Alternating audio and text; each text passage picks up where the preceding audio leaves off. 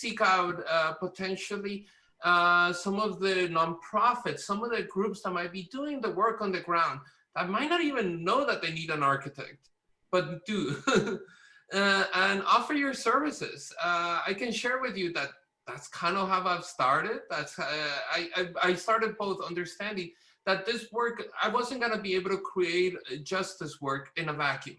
The theme says, what does it mean to be justice into practice, or a practice of justice?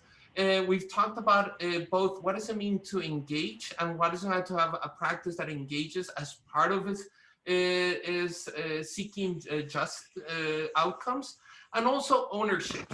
And this means multiple things. Ownerships both of the design outcomes that we produce, but also in the community. Many of the things that we're talking about and that I've described include knowledge that is embedded, embodied in the very people that we work with.